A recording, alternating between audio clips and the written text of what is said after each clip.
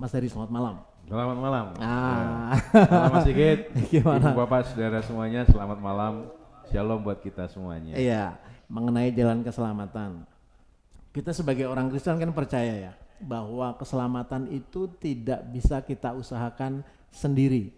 Bukan dengan kekuatan kita, bukan dengan karena perbuatan kita, tetapi kita tidak bisa mengusahakannya sendiri. Nah, mungkin lebih jelasnya Mas, seperti Iya. apa? Terima kasih. Jadi Mas Sigit, sebenarnya pada waktu Tuhan menciptakan manusia, Adam dan Hawa, itu keadaannya sungguh amat baik. Dan di situ ada 3 karunia yang Tuhan karuniakan untuk manusia waktu awal. Yang pertama adalah kesadaran religius. Artinya apa? Manusialah makhluk yang bisa bercakap-cakap dengan Allah waktu itu. Jadi ada kesadaran religius bahwa ada Tuhan yang menciptakan mereka dan mereka bercakap-cakap dengan Tuhan. Yang kedua adalah akal budi, di mana Adam dan Hawa dengan akal budi bisa mengelola Taman Eden, bisa memprogram hidup mereka sendiri dengan akal budi yang Tuhan berikan. Yang ketiga adalah kehendak bebas, artinya free will, kehendak bebas itu membuat mereka tidak seperti robot. Tapi mereka bisa mengambil keputusan sendiri secara merdeka, otonom terhadap apa yang mereka akan putuskan, bukan seperti robot. Ya. Nah, selain 3 anugerah itu, ada pohon yang terlarang, di mana itu memproyeksikan larangan Tuhan kepada manusia waktu itu. Nah, di sini momentumnya.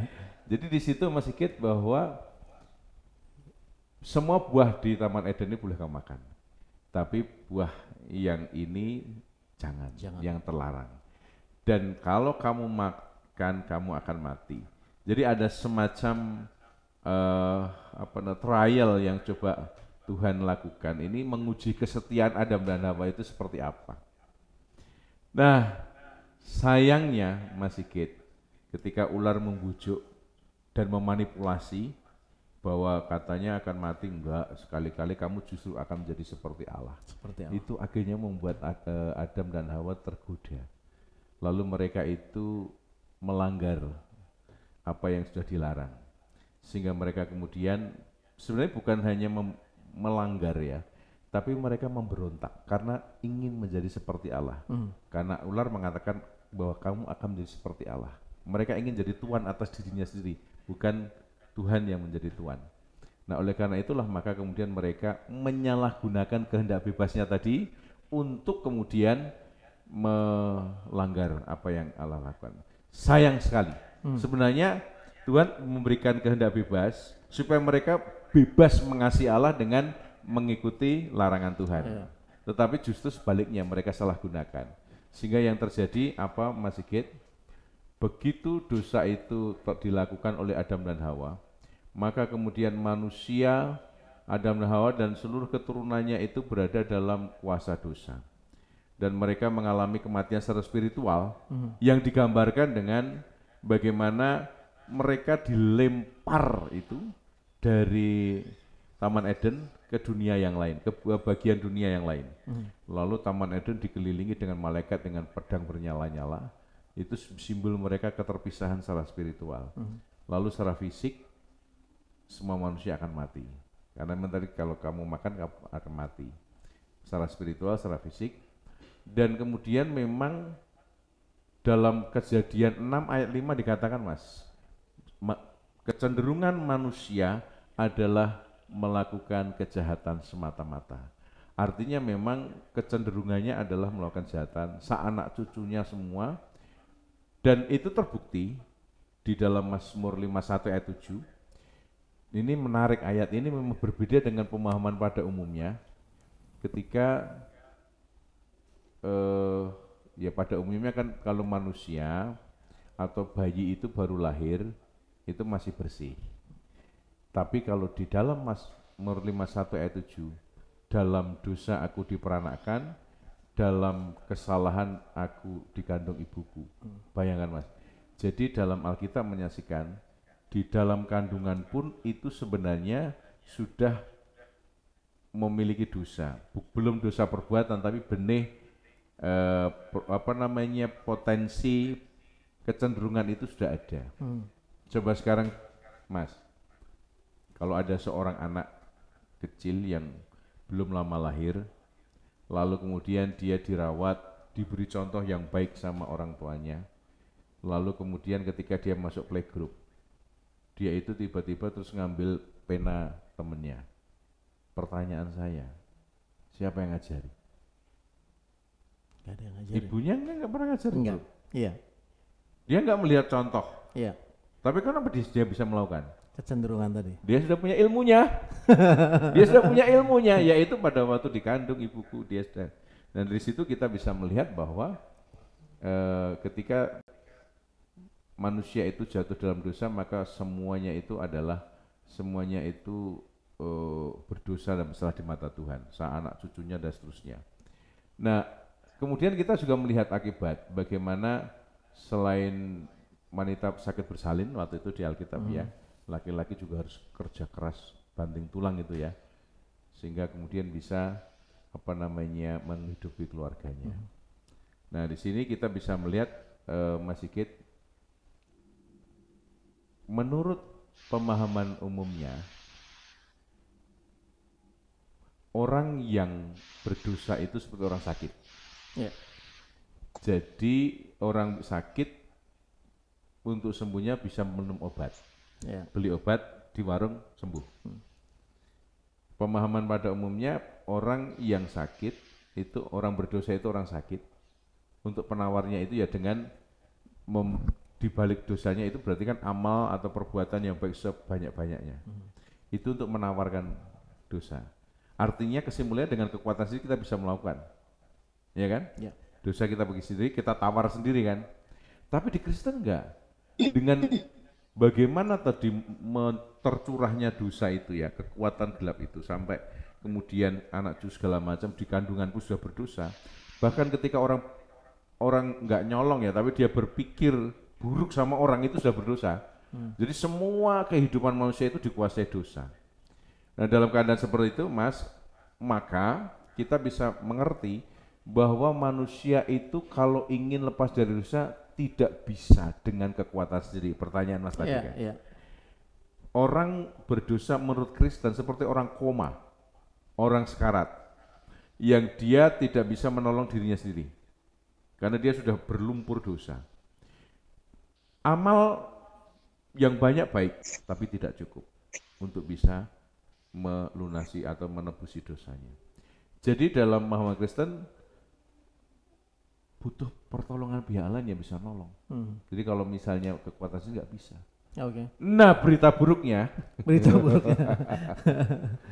apa yang sudah Tuhan ucapkan bahwa yang makan buah itu akan mati, itu harus terjadi.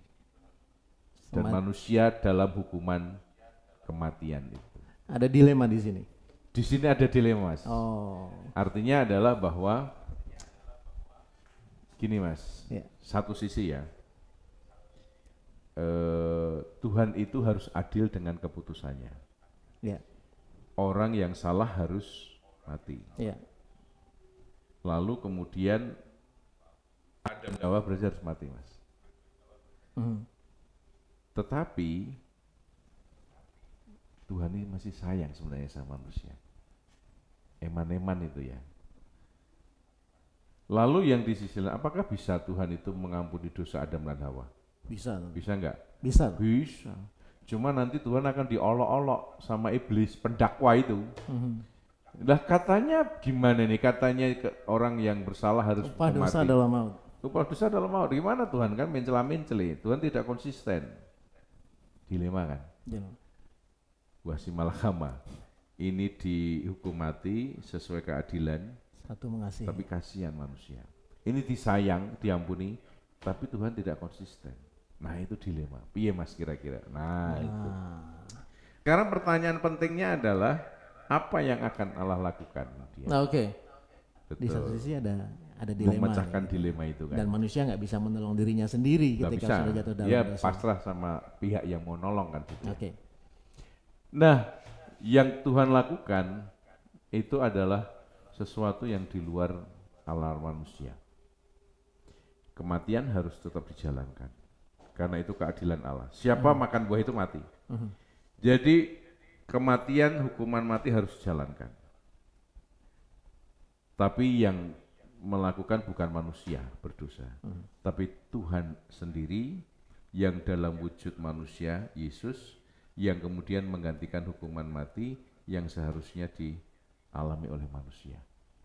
Jadi Tuhan menggantikan hukuman manusia, Tuhan yang kemudian dalam wujud manusia mati, manusia dibebaskan.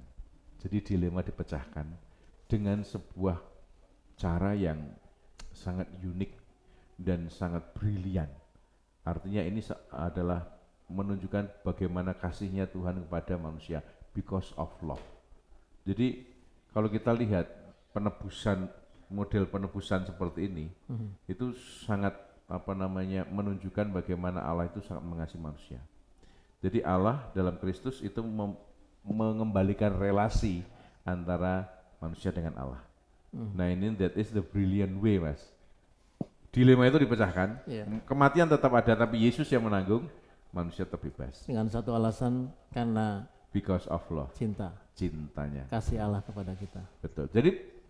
Jadi Tuhan itu tidak hanya memberikan zaman kayak Israel itu, Mas Yan. Ini hukum, kalau kamu melakukan bisa masuk surga, kalau enggak masuk neraka. Enggak hanya segitu. Tapi bagaimana kalau ketika manusia enggak bisa melakukan, akhirnya terancam kematian, akhirnya yang menjalani hukuman itu adalah manusia, adalah Tuhan, dan manusia dibebaskan. Nah itu yang menjadi the brilliant way kan. Iya, jalan keselamatan. Sekarang pertanyaannya. Iya. Apakah otomatis manusia sudah langsung selamat dengan begini? Atau apa yang harus kita lakukan? Ya. Jadi gini Mas Sigit. Tuhan Yesus itu tidak pernah memaksa. Jadi ketika Tuhan Yesus itu disalib, di situ sinyal penebusan dipancarkan. Tapi orang tetap harus ngambil keputusan. Apakah dia mau mengikut Yesus atau tidak? Tidak automatically, karena Yesus juga nggak maksa.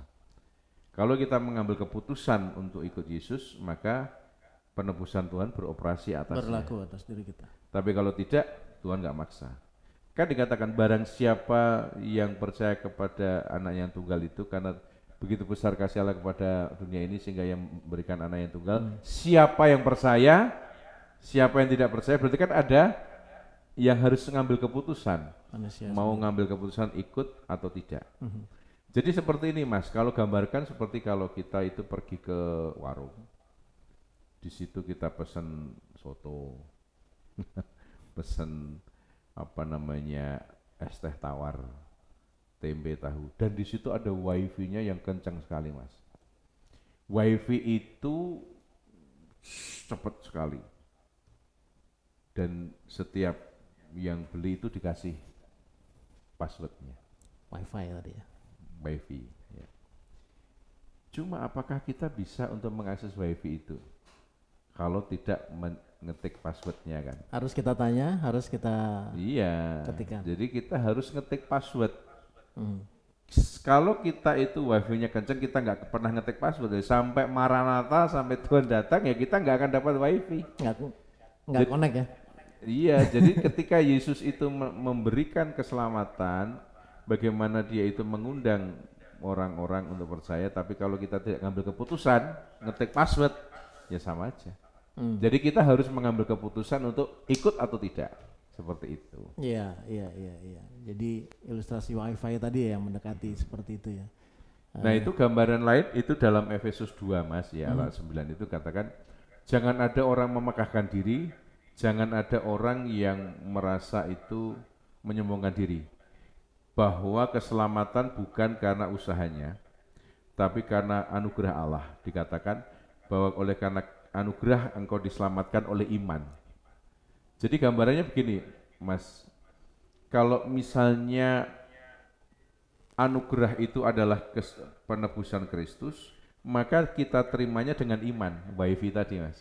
Jadi kita harus ngambil keputusan, anugerah, iman. Ilustrasinya begini Mas.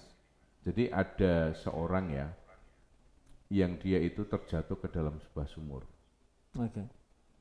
Enggak dalam sih Mas ya, mungkin sekitar 7 meter lah itu. Tapi sumur yang adanya ranting-ranting, terus kemudian apa namanya batu-batu, bukan sumur cor-coran. Dan airnya sudah nggak ada, Iya. dia jatuh. Tolong, tolong. Ada orang datang, lalu kemudian mengatakan, aku nggak bisa nolong kamu, tapi aku cuma bisa memberikan petunjuk. Sono kamu tolakkan badannya ke situ, kamu pegang ranting itu dan seterusnya. Nah orang itu berusaha sendiri Mas, dengan petunjuk dari atas, nggak bisa jatuh lagi, nggak bisa jatuh lagi. Nah orang itu akhirnya pergi, aku nggak bisa nolong kamu. Datanglah orang yang kedua. Nah di situ kemudian kita bisa melihat bagaimana orang itu mengatakan, aku akan menolong kamu dengan mengulurkan tali yang panjang. Kamu tangkap tali itu, aku akan menaikkan kamu ke atas. Jadi ada usaha di sana. Nah itu berarti kan ilustrasi di sumur tua, bahwa ketika Tuhan memberikan anugerah dengan penebusan, kita harus merespon dengan iman, ditangkap. Iya. Jadi orang harus ngambil keputusan terhadap apa yang Tuhan berikan itu, Iya. yaitu anugerah. Oke. Gitu Mas, kira-kira. Lengkap nih gitu. Kita mau sama-sama merefleksikan dari tema kita pada malam hari Iya. ini dan penjelasan dari Mas Heri tadi. Refleksi yang pertama nih, kalau seorang teman melihat gambar Yesus disalib di kalender di ruang tamu saudara. Ia berkata, kok kamu jadi bodoh sih percaya sama Tuhan yang menderita kayak gitu? Bukankah Tuhan itu harusnya tidak terlihat dan penuh kuasa? Kok berdarah-darah gitu, aneh. Ya. Monggo Bapak Ibu yang Saya masih Sigit. monggo. Dengan Pak Sidik, silakan. Nggih, matur nuwun Pak Sigit, Pak Heri. Ye. Kalau saya merefleksikannya bahwasanya kadang bahwa kita ini kan diselamatkan karena iman, tadi kita sampaikan Pak Heri, kita selamatkan karena iman. Ini tadi disampaikan Pak Heri bahwasanya Tuhan mengambil alih peran kita yang harusnya kita ngati di kayu salib. Ini Tuhan mengambil peran itu, sehingga dengan ini makanya kita percaya bahwasanya kita diselamatkan. Jadi ini sebenarnya ya tidak bodoh, ya memang harus seperti ini. Itu bahwasanya ya kita percaya bahwasanya diselamatkan karena iman kita. Mungkin itu Mas Sigit. Pak Sidik, terima kasih. Mana Mas Heri mungkin? Terima kasih Pak Sidik, Mas Sigit juga. Jadi betul yang Pak Sidik bilang bahwa justru karena itulah maka Tuhan memang menggantikan hukuman kita menderita. Jadi kita bisa tanya balik kepada teman kita itu. Tanya balik. Sekarang saya tanya misalnya gitu, siapa yang seharusnya digantung di situ? Nah, Siapa yang seharusnya digantung? ya. Kalau itu bisa dijawab, kita semua yang harusnya digantung. Lalu ngapain Tuhanku itu situ? Jadi yang gantiin kita. Oh. Jadi seharusnya kita itu punya respek yang sangat tinggi, setinggi-tingginya kepada Yesus. Karena dia mau untuk rela menebus dengan menggantikan hukuman yang kita tanggung, memulihkan relasi dengan Tuhan. Tapi ya kalau dianggap kok Tuhan menderita, ya itu nggak apa-apa dari perspektif orang lain. Tapi dalam perspektif Kristen, itulah sayangnya Tuhan kepada kita. Itu yang kita yakini. Sehingga kalau dalam 1 Korintus 1 ayat 15, ini saya bacakan ya. Yep. Sebab pemberitaan tentang salib, Yesus yang disalib, memang adalah kebodohan bagi mereka yang menuju kebinasaan. Clear ya, bahwa berita tentang Yesus disalib, Yesus menderita, Tuhan menderita, that is a foolish statement. Itu adalah berita tentang kebodohan. Karena Yesus itu Tuhan kok disalib. That is foolish, bodoh. Tetapi bagi kita yang diselamatkan, pemberitaan itu adalah kekuatan Allah, the power of love because of love. Iya, iya. Jadi dimensinya adalah dimensi yang mungkin nggak terselami oleh pokoknya nggak terselami oleh akal manusia biasa atau masyarakat, mungkin agak aneh ya. Yeah. Tapi itulah memang kepercayaan Kristen yang unik. Iya. Kebodohan yang memang dituliskan dalam 1 Korintus 1 tadi ayat 18, pemberitaan seperti itu ya memang dari dulu dianggap bodoh. Kalau di TB2 yang akan menuju kebinasaan. Kalau yang lama akan binasa. Jadi memang Bapak Ibu, jadi silakan dipilih mau yang bagian memikirkan bahwa ini adalah kebodohan dan akhirnya tidak percaya, atau bagi kita ini adalah kekuatan Allah. Alasan Allah untuk mengasihi kita dengan mengambil hukuman tadi. Jadi ini adalah kekuatan Allah. Jadi kita orang-orang percaya seharusnya menjadi bagian yang melihat ini sebagai pemberitaan adalah kekuatan Allah. Betul. Sesuai seperti 1 Korintus 1 ayat 18. Kekuatan dan cinta Allah kan. Iya, seperti itu. Kita menanyakan dulu sama Bapak Ibu nih. Mungkin ada yang mau menambahkan Bapak Ibu. Jadi kita dua arah ya. Sebelum nanti ada yang menyampaikan tanggapan. Jadi PI berseri kita 2024 ini terintegrasi dengan KTB, kegiatan KTB. Keluarga tumbuh bersama. Kalau saya lihat di sini nih ada gambar KTB Moped Jakastia nih. Kalau saya lihat ada Pak Sabto, ada Pak Joko, segala macam nih. Nanti apa yang kita bicarakan pada malam hari ini bisa dibawa dalam diskusi lebih intens lagi di KTB masing-masing. Mungkin pembicaraannya juga lebih kepada sharing-sharing apa yang mereka alami. Ada pertanyaan-pertanyaan seperti tadi, orang Kristen kok percaya seperti itu. Nah, itu bisa saling menguatkan di KTB. Kalau malam hari ini kita sama-sama menggali, mengulik, memahami tentang jalan keselamatan itu sendiri, materi itu sendiri. Nah, Bapak Ibu monggo, ada yang mau menambahkan dari refleksi yang pertama tadi? Nah. Siapa? Dari KTB Moped. Wih, KTB Moped. Ini iya Pak. Nah, ini kami kan tadi jam 7 sudah memulai KTB Moped, kemudian dilanjutkan dengan mengikuti yang dari Pak Pendeta Heri. Nah, sekarang mengenai pertanyaan tadi, kami tadi sudah diskusi, sudah mau menjawab bersama-sama. Terus saya diminta jadi jubirnya ini. Jadi ini tadi sudah dibahas. Nah, tadi kan tentang salib ya, yang dikatakan orang satu kebodohan gitu ya. Ini di 1 Petrus 3 ayat 18 itu dikatakan yang 18b ya, atau saya baca semua. 1 Petrus 3 ayat 18. Sebab juga Kristus telah mati sekali untuk segala dosa kita. Ia yang benar untuk orang-orang yang tidak benar, supaya ia membawa kita kepada Allah. Ia, yaitu Yesus Kristus, yang telah dibunuh dalam keadaannya sebagai manusia. Ya. Jadi Yesus yang kalau tadi dikatakan orang di luar sana itu satu kebodohan, di sini Yesus dia sebagai manusia, kemanusiaannya, jadi bukan kealahannya. Sedangkan orang-orang di luar sana yang tidak percaya Kristus itu melihatnya si Yesus yang disalib sebagai Tuhan kok dibunuh, Tuhan kok direndahkan seperti itu tuh ya. Nah, tetapi yang telah dibangkitkan menurut Roh. Nah, jadi di sini kalau ada yang menanyakan itu kok Tuhanmu kok disalibkan? Oh iya, itu Tuhan dari surga mulia turun merendahkan diri, bahkan mati di kayu salib. Dia sebagai kemanusiaannya gitu ya.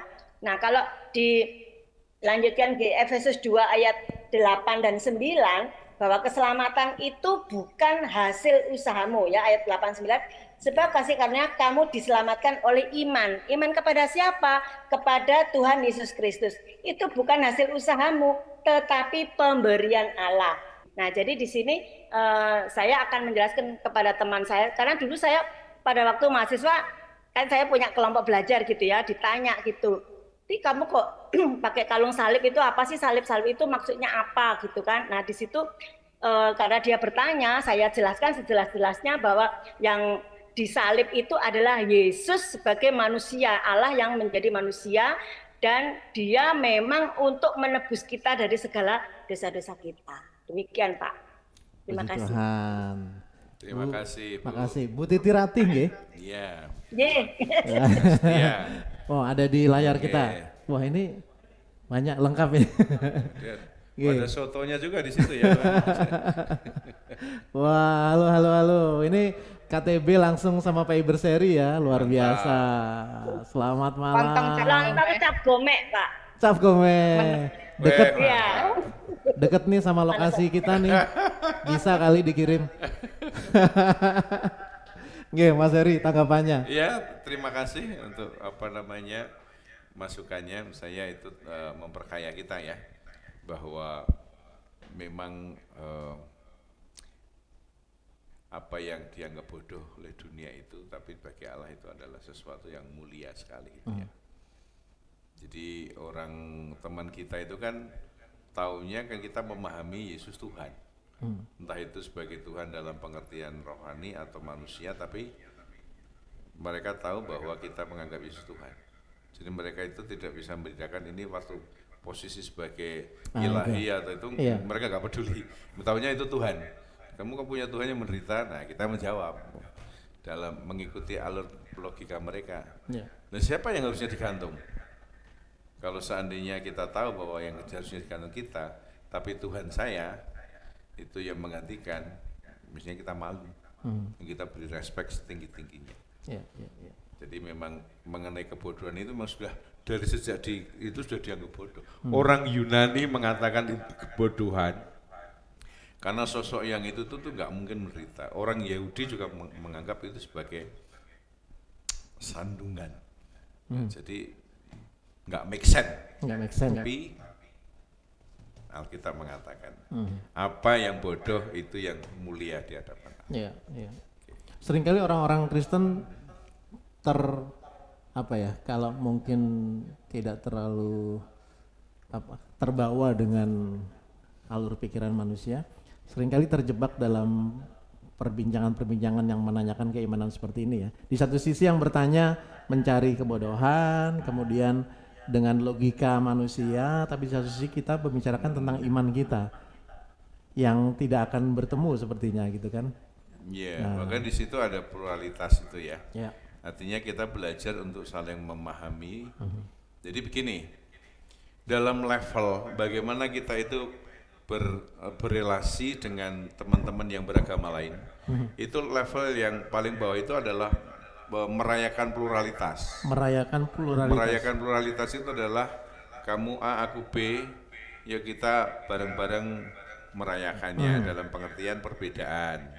Misalnya ketika kita menampilkan contoh bulan seni gereja lah, itu bagian dari mana kita merayakan pluralitas ya, dengan suku, dengan model-model yang berbeda. Nah, yang level berikutnya Mas, itu adalah interkultural. Interkultural itu yaitu saling belajar memahami, sehingga sampai pada kesimpulan, perspektif tentang keselamatan di tempatmu begitu ya. Kalau saya begini, ternyata kita beda. Jadi kita sepakat untuk tidak sepakat, kan begitu kan? Sepakat untuk tidak sepakat. Iya kan? Gak ada masalah, itu interkultural. Tapi kita belajar sekarang memahami. Nah, yang paling tinggi itu adalah multikultural. Multikultural itu kita memiliki antena tinggi untuk saling mengadvokasi. Jadi kalau teman-teman dari agama lain pun juga mengalami persekusi atau apa, kita ikut mengadvokasi, kita ikut membantu.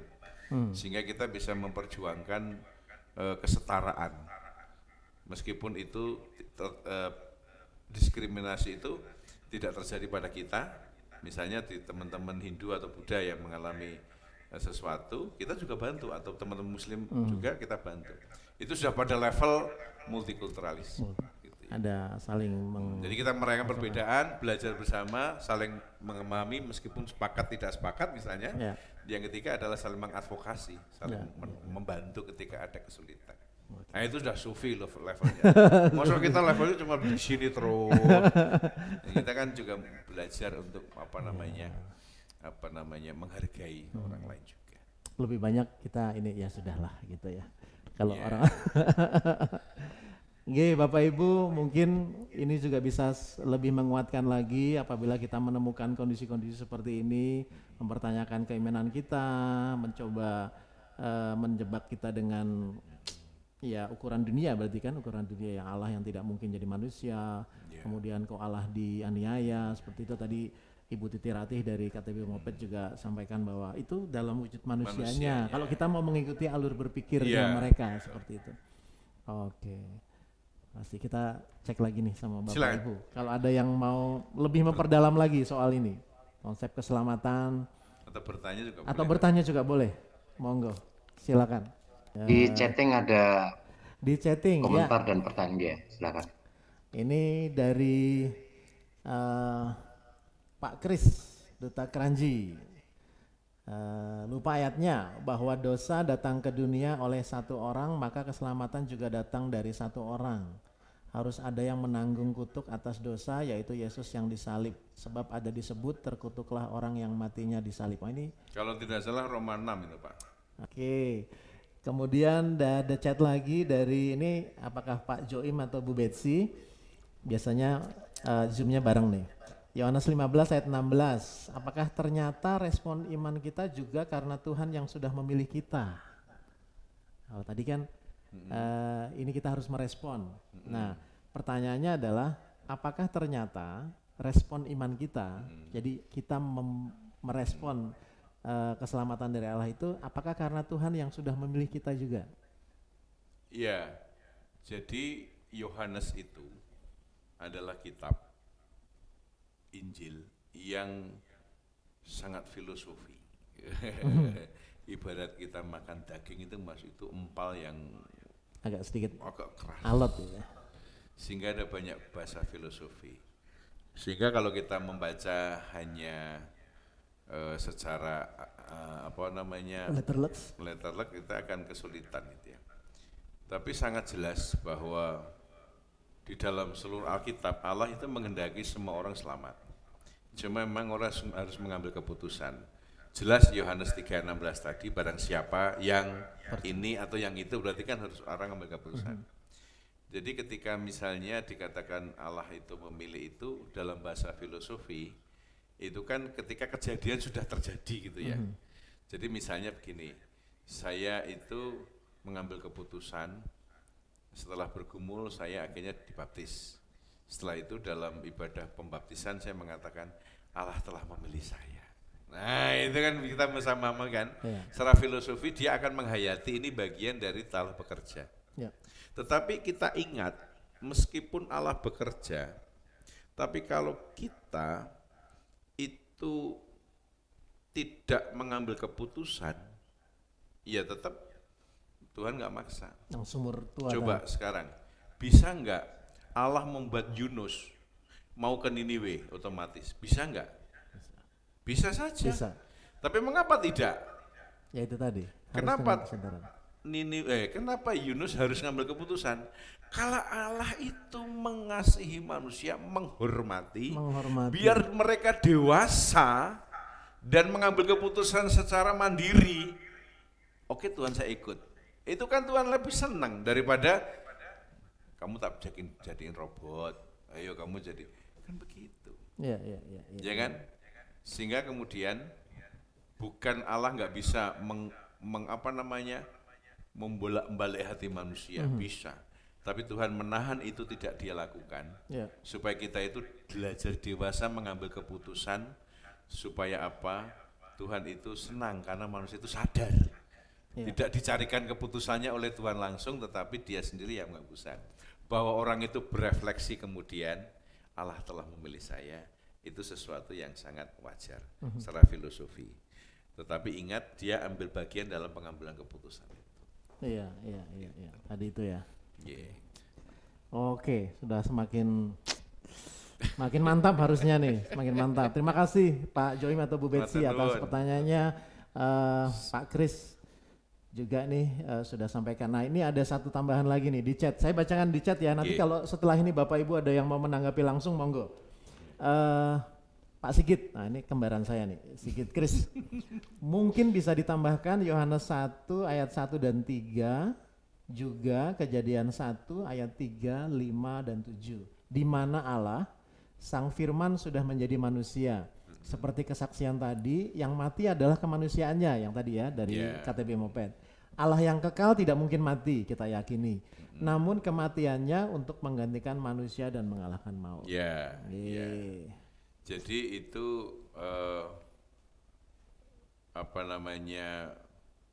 untuk merupakan argumentasi Mas bahwa kepada teman kita tadi ya, yang mati itu bukan Tuhan dalam pengertian Allah, tapi manusia Yesus gitu ya. Jadi Tuhannya tetap ini, ya bisa kita pisahkan begitu. Jadi tapi kan teman kita itu kan nggak berpikir itu manusia atau bukan. Yang jelas kita menyebutnya Tuhan. Sehingga kemudian kalau itu bisa dijawab dengan demikian, oke. Tapi saya lebih suka menjawab, enggak apa-apa, Tuhanku menderita. Karena apa? Itu butuh sayangnya kepadaku.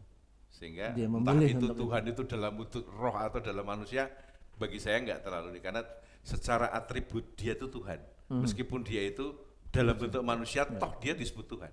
Tapi sakit ya sakit. Sakit ya sakit. Sehingga kemudian substansi yang penting adalah betapa Allahnya orang Kristen dalam wujud manusia Yesus itu sangat mengasihi sehingga sampai berkorban di kayu salib. Seperti itu saja yang penting. Ketika di banyak kepercayaan yang lain itu ini diberikan hukum, silahkan kalau kamu bisa melakukan masuk surga, kalau tidak masuk neraka. Kalau Tuhan bagaimana merengkuh ketika manusia terancam masuk neraka itu direngkuh, kemudian menggantikan hukuman yang harusnya kita tanggung, mengentaskan kita menuju kepada tempat yang baik, bukan di neraka. Itu poinnya di situ. Ya, puji Tuhan. Kasih sayang Tuhan itulah. Ya. Monggo Bapak Ibu mau menjawab dengan yang mana? Mau bertanya? Iya. Mau menjawab dengan yang mana tadi, kalau juga mau mungkin mengikuti alur pemikiran orang, ya memang kita bisa sampaikan seperti itu, tapi Mas Heri sendiri secara pribadi tadi sampaikan juga begitu. Tuhan ya? Mau dalam bentuk manusia terus, yang penting dia menyebut kita Tuhan kita, Yesus Tuhan, ya nggak apa-apa Tuhan kita. Justru dari sisi perspektif iman kita ini malah justru itu yang menjadi pembeda. Menjadi pembeda. Gitu, ya. Bukan manusia sembarang manusia. Iya. Seperti itu. Sakit ya sakit. Nggak harus kita ngikuti, wah seperti masyarakat bagaimana. Oh itu beda loh manusia sama Tuhan. Tapi ya sudah, itu satu paket kan, Tuhan sama manusia itu dalam bentuk roh maupun manusia, toh dalam Yesus juga. Dan kalau dikatakan Tuhannya Yesus orang kesemberita, no problem, nggak masalah. Ini sudah masuk yang ini ya, yang level multikultural. Karena memberikan advokasi. Iya. Jadi bukan yang ya sudahlah gitu kan, kalau pengertianmu sampai situ ya sudah. Kita merayakan pluralisme, kemajemukan di Terima tengah-tengah kasih masyarakat. untuk masukannya Pak Sigit. Terima kasih Pak Kris, Pak Sigit Kris, Pak Joim, Bu Betsy, semuanya. Monggo Bapak Ibu yang mau langsung memberikan tanggapan atau bertanya, monggo. Oke, dari saya Ini tujuannya supaya kita bisa belajar memelihara iman, memperkuat iman. Monggo. Saya boleh, Mas Sigit. Pak Haryanto. Jangan yang susah-susah pertanyaan. Mungkin bisa ditampilkan. Jangan pakai angka-angka loh, Pak. Jadi, ini pertanyaannya kan menarik tadi ya. Jadi pertanyaan yang di share itu kan dari orang non-Kristiani ya. Itu. Nah, yang kita diskusikan tadi panjang lebar adalah kita sama-sama, kalau kita sama-sama orang Kristiani, berarti kita ngomong berdasarkan iman, ya kan, bahwa kita ditolong, diselamatkan karena the grace, dengan gitu kan, bukan karena usaha kita. Nah, yang mereka tanyakan dari orang yang non-Kristiani tadi kan, kenapa Tuhanmu itu kok tidak sakti, kira-kira seperti itu ya kan? Berdarah-darah lah, yang sakit, yang segala macam. Nah, memang tidak gampang, karena kalau kita ngomong masalah itu dengan iman kita, pasti nggak ketemu. Karena iman kita dasarnya adalah logika Tuhan, yang harus kita jawab dengan mereka logika manusia. Itu nggak pernah bisa ketemu. Itu memang agak susah untuk menjawab seperti itu. Karena kalau kita jawab seperti yang kita diskusikan panjang lebar, pasti mereka nggak percaya karena dasar imannya memang berbeda. Memang itu yang memang agak sulit ya, seperti mungkin Pak Heri tadi sambil guyonan seperti itu ya. Mungkin itu aja. Jadi kalau kita bawa ya jawabnya harus dengan logika manusia yang itu kadang-kadang kalau dibawa ke logika Tuhan atau iman pasti mereka nggak percaya.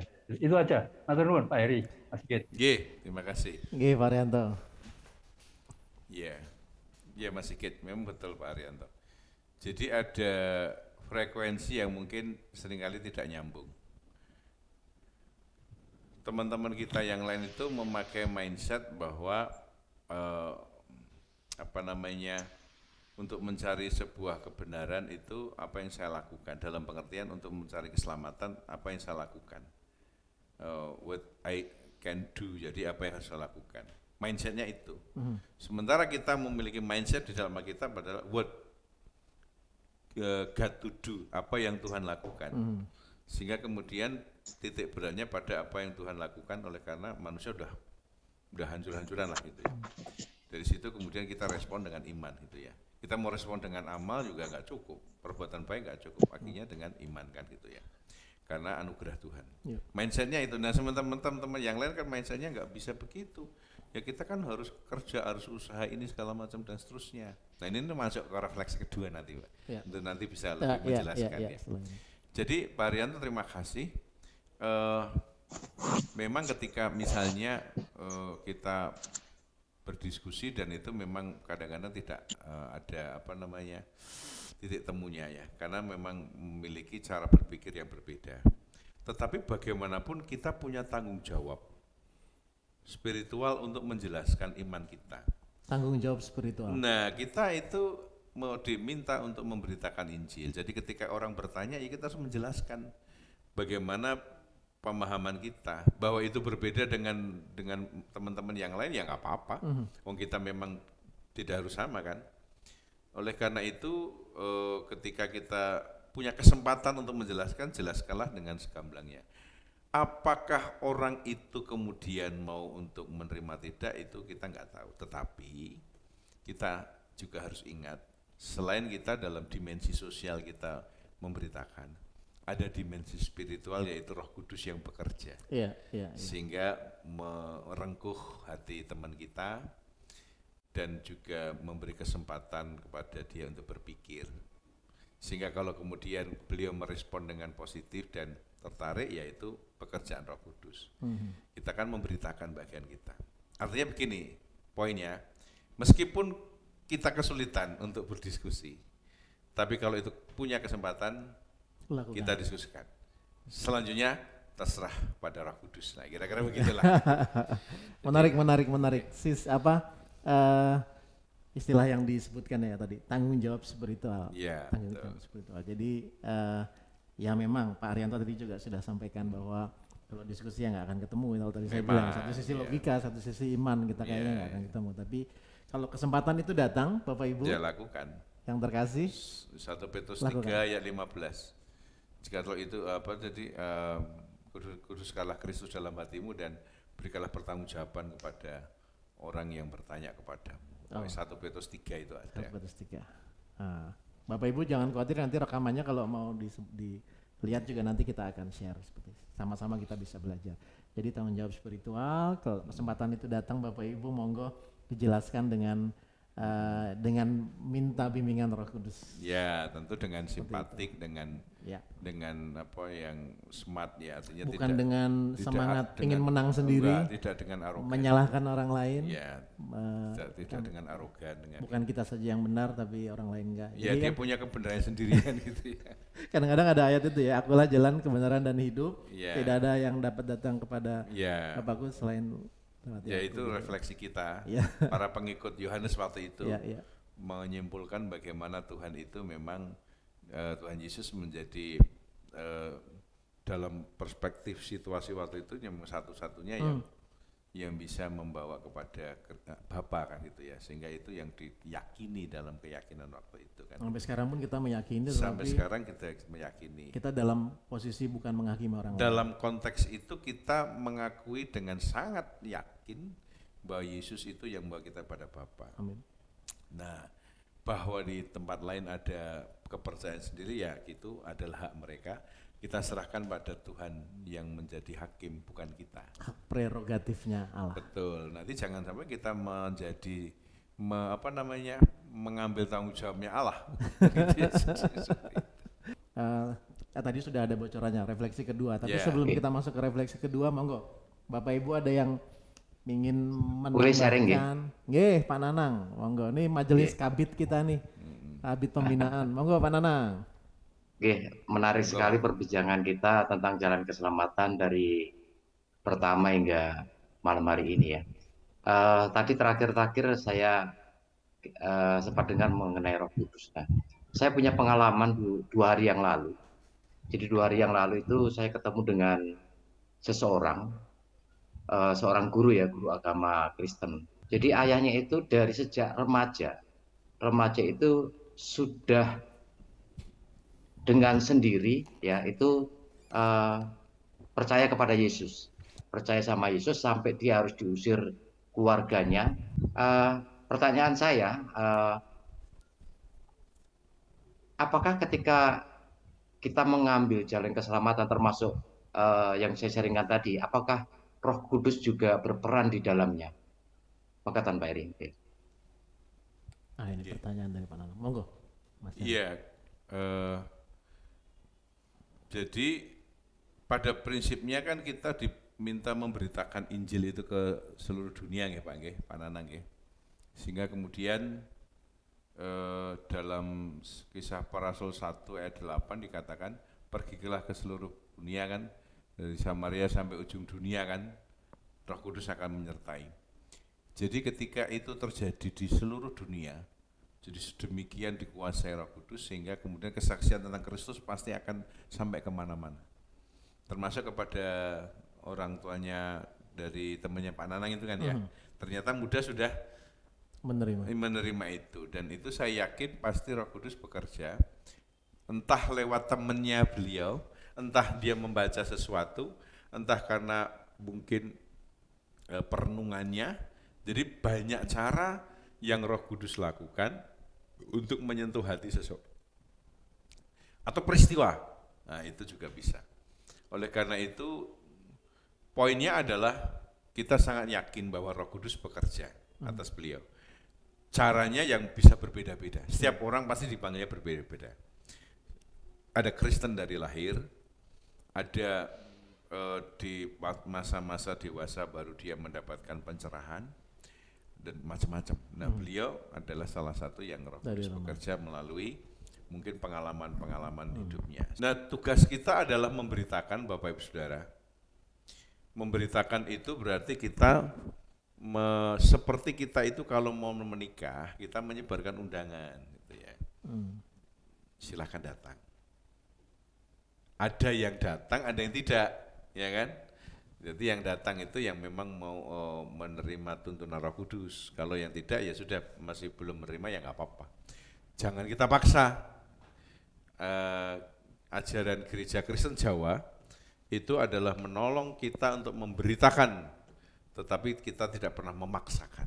Itu bedanya. Jadi kita memberitakan dengan simpatik, tidak dengan arogan atau dengan intimidatif, agitatif, enggak, tapi dengan kata-kata dengan perbuatan yang sifatnya itu adalah bagaimana kita itu simpatik dan bersahabat, sehingga setara dengan mereka. Silahkan mengambil keputusan. Jadi dengan demikian Mas Sigit,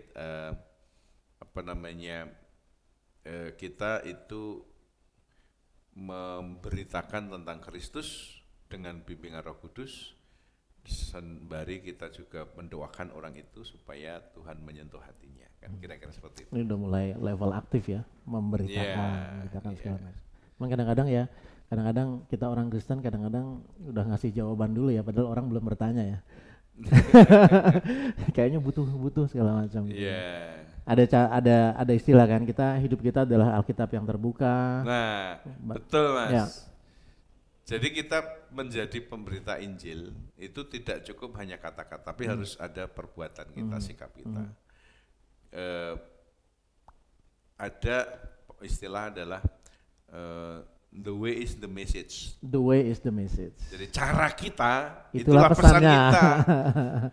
Nah, kalau kita itu misalnya ngomongnya suka misuh-misuh gitu ya, terus kemudian kita memberitakan Injil, orang nggak percaya. Kamu gak ada misuh-misuh kok. Berarti seperti itu kan. Iya. Jadi The way is the message. Itu penting. Hidup kita itu bagaimana kita hidup, itu pesan bagi orang lain. Ya, yang di luar udah ngangguk-ngangguk kayaknya. The way is the message. Ya. Jadi orang bisa bertanya-tanya, kok bisa ya orang Kristen kok hidupnya kok kayaknya nggak khawatiran, penuh kasih, diledek kok, diledek, ya sudah mendoakan. Kenapa sih gitu? Dari situ kita bisa menjawab ya. Kritik kepada orang-orang Protestan, termasuk GKJ, itu adalah ber-PI dalam diam. Ber-PI dalam diam. Jadi memang mengandalkan bagaimana sikap hidup kita. PI ini pekabaran Injil ya? Ya, pemberitaan Injil. Bagaimana Injil. Pemberitaan keselamatan. Kita ber-PI dalam diam. Artinya kita itu ya bersikap baik dengan banyak orang. Dan itu betul, tapi itu nggak cukup. Kritik terhadap teman-teman yang Injili ya, atau evangelis, mereka ber-PI dalam secara agresif. Jadi memberitakan di pelosok segala macam, terjadi benturan. Iya. Nah, jadi dua-duanya plus minus. Kalau kita hanya dalam diam, itu juga tidak cukup. Tetapi kalau kita agresif tanpa bagaimana kita itu bersikap yang bersahabat, itu juga keliru. Jadi kita harus combine. GKJ punya mengcombine itu. Fine tuningnya sampai mana ya? Nggak boleh terlalu pasif, diam, tapi juga kita juga tidak menganut yang terlalu agresif. Iya. Salah satu kritik Mas.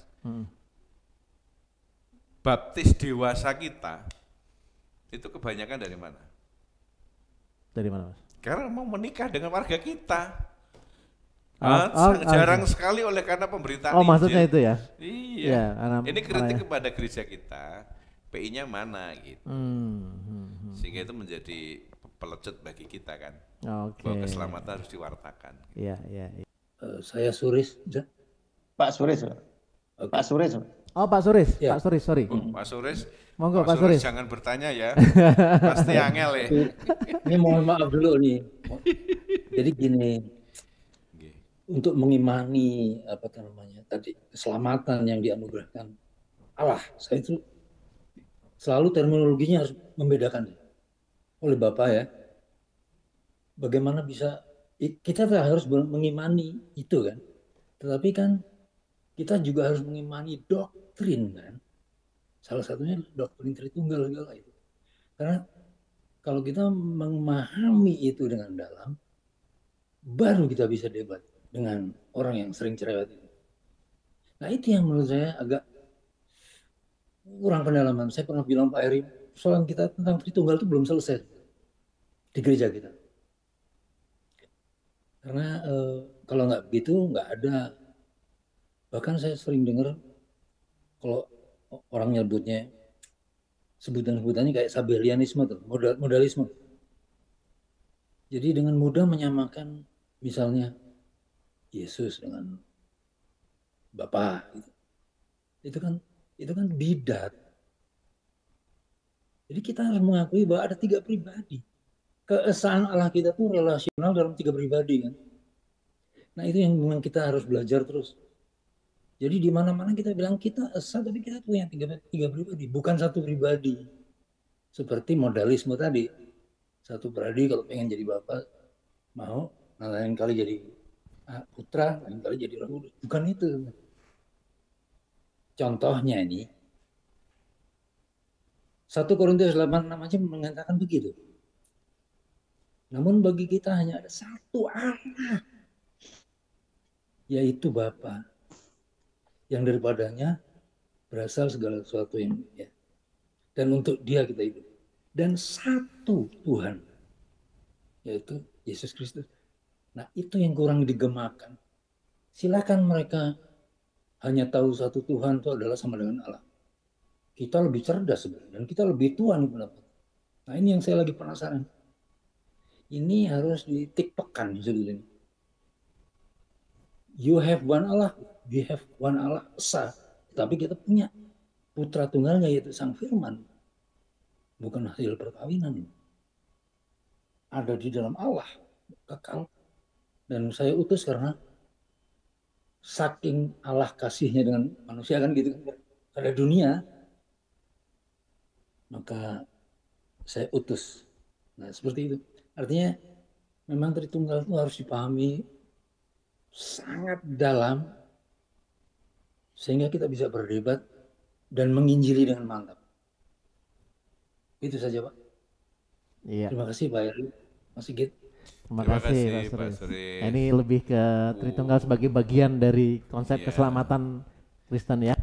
Poinnya saya tangkap bahwa sebelum kita memberitakan Injil, kita harus paham doktrin, dogma. Betul. Salah satunya tentang Trinitas. Nanti ada ya? Trinitas. Ya, sabar ke Pak ya. Memang tidak mudah. Ya. Kita akan belajar tentang Trinitas.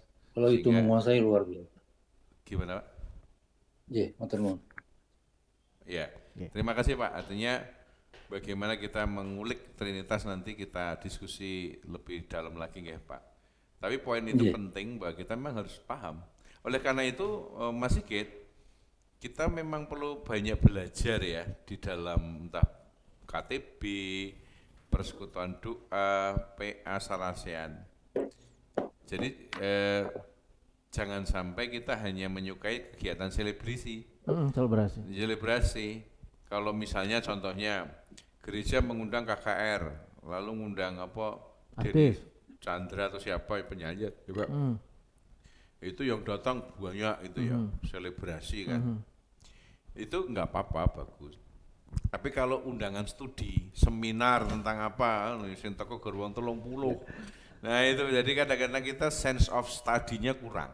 Nah, bagaimana seperti yang tadi Pak Suris, bagaimana kita memberitakan Injil, belajarnya kurang. Memahami dulu doktrin, dogma. Justru itu. Nah, PI Berseri salah satu dalam rangka itu kan. Malam ini sudah nembus 60-an tadi. Ya, puji Tuhan. Puji Tuhan. Semoga bisa lebih baik lagi nanti. Jadi masukan-masukannya monggo Bapak Ibu.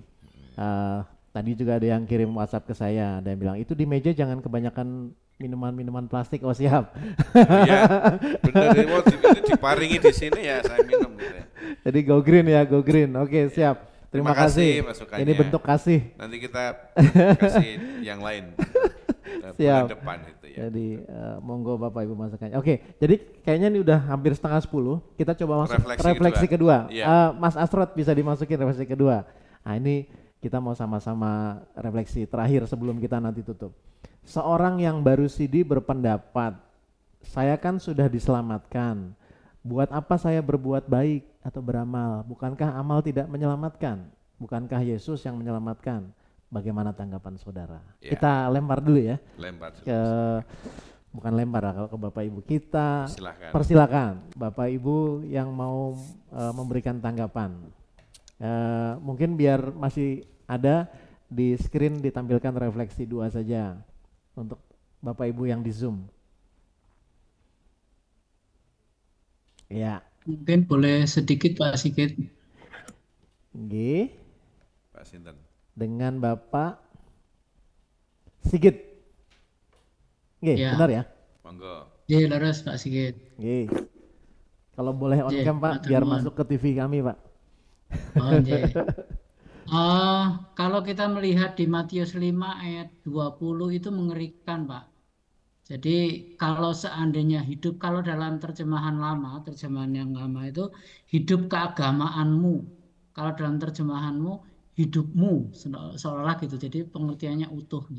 Jadi kalau seandainya hidupmu tidak lebih dari ahli Taurat atau orang Farisi, kamu tidak akan diselamatkan. Pengertiannya seperti itu kurang lebihnya. Namun menindaklanjuti pertanyaan ini, buat apa berbuat baik? Bukankah amal tidak menyelamatkan dan sebagainya gitu nggih. Kalau melihat Matius 5 ayat 20 tadi, sebagai ahli Taurat itu dia paham betul akan dogmatika gereja. Sebagai orang Farisi, dia betul-betul melakukan segala yang dituliskan atau segala hukum Taurat, katakanlah begitu. Artinya apa? dia memahami hukum dan sekaligus melakukannya. Tetapi Tuhan Yesus sendiri ngomong, Matius 5 ayat 20, kalau tidak lebih dari ahli Taurat dan orang Farisi itu, kamu tidak akan mendapatkan. Artinya apa? Kita lihat yang di Roma 12 ayat 2, hiduplah sesuai dengan pembaharuan budimu. Nah, pembaharuan budi kita tuh tiap orang tuh mungkin berbeda-beda levelnya ataupun pemahamannya ataupun yang Tuhan kerjakan atas masing-masing kita. Artinya sejauh mana Tuhan sudah melakukan pembaharuan budi, lah disitulah yang menjadi bagian kita. Mungkin itu saja yang bisa saya sampaikan Pak Sigit, Pak Heri. Matur nuwun. Terima kasih.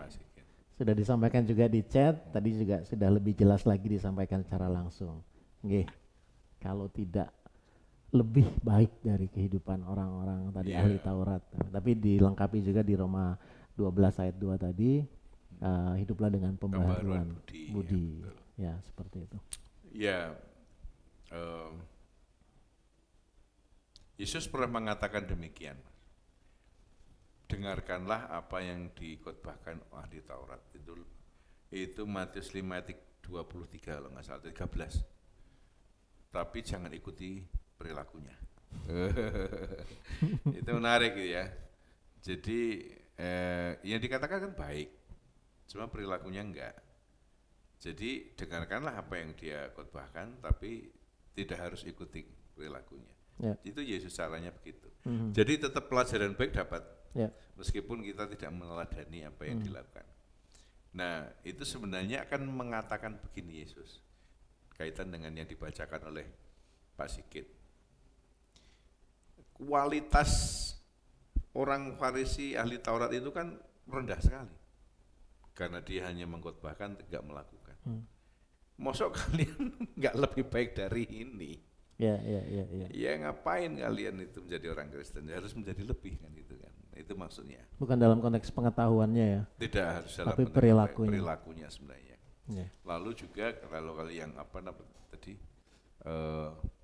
pembaharuan budi, sehingga pembaharuan budi itu sebenarnya adalah ketika orang sudah menjadi Kristen, maka dia akan, ketika dia mempersembahkan tubuhnya bagi Kristus, dia akan bisa mengerti mana yang baik, mana yang tidak. Dia tahu bagaimana, sehingga ketika dia itu sudah mengalami pembaruan budi, mendapatkan pencerahan karena iman pada Kristus, bimbingan Roh Kudus, dia bisa akan tajam membedakan yang baik dan buruk. Sehingga dalam dilema-dilema etis dalam pekerjaan misalnya kan, ini disuruh manipulasi ini segala macam, itu dia tajam, dia bisa tidak kompromi dengan dosa, kira-kira begitu. Oke. Jadi bagaimana nih menjawab refleksi kedua ini? Ya, ini kalau kali-kali kita kaitkan ya teman-teman, bagaimana jadi, kita memaknai tentang perbuatan ini, perbuatan baik atau amal? Ya, jadi Mas Sigit, justru ketika kita itu menjadi orang yang percaya pada Yesus, diselamatkan, dibaptis, meskipun amal dan perbuatan baik itu tidak merupakan bagian dari keselamatan, penyelamatan, karena penyelamatan itu adalah penebusan Kristus yang merupakan anugerah dan kita terima dengan iman, ya dengan sepenuh hati, kita harus setelah itu harus lebih rajin beramal. Buat apa? 1 Yohanes 4 ayat 11 dikatakan, karena begitu besar kasih Allah kepada kita, maka kita harus mengasihi saudara-saudara kita. Jadi kita itu harus mengalirkan kasih Kristus kepada orang lain, Mas. Ketika kita diselamatkan kan sudah dialiri sama Kristus. Kita harus alirkan.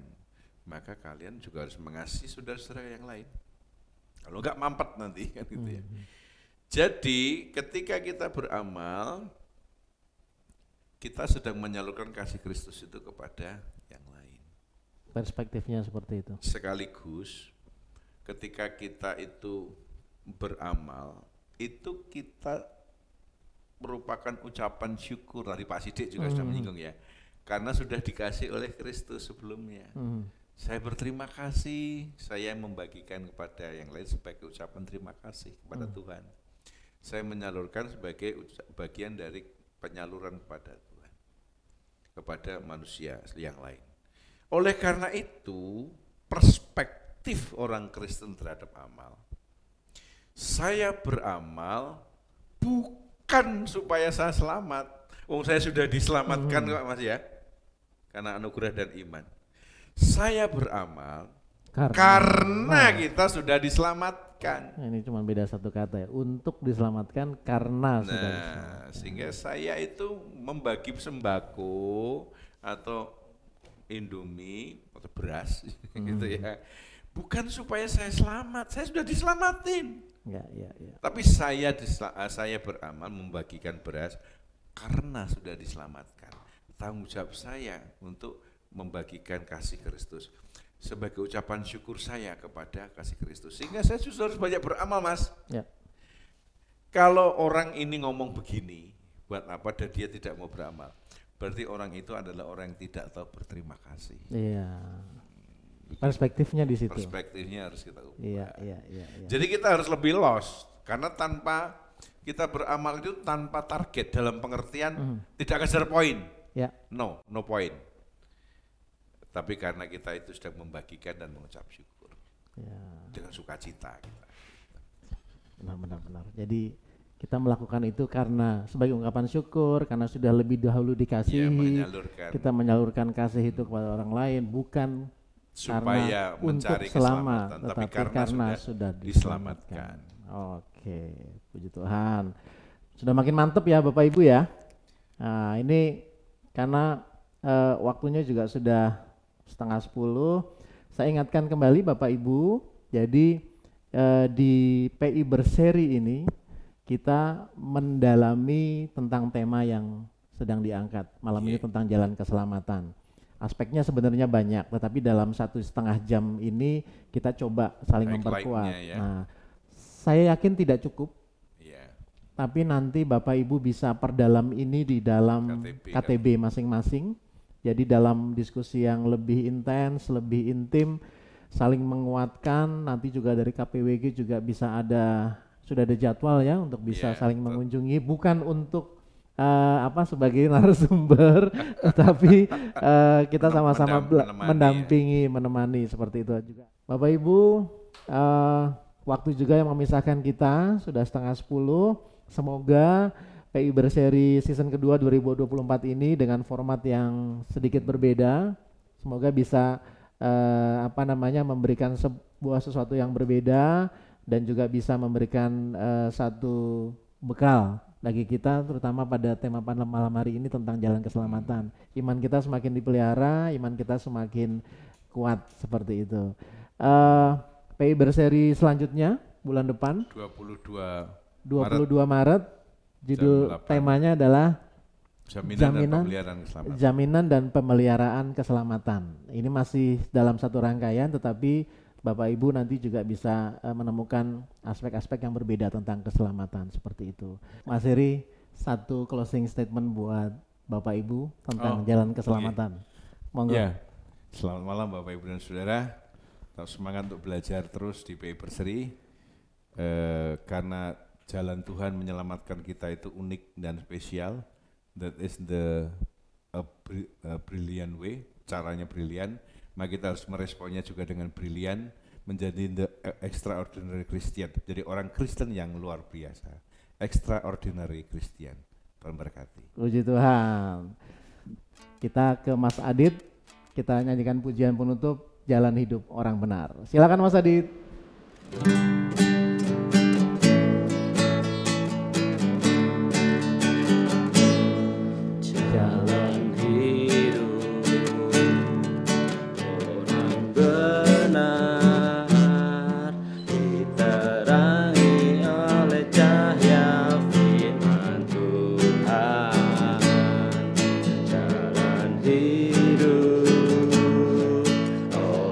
Benar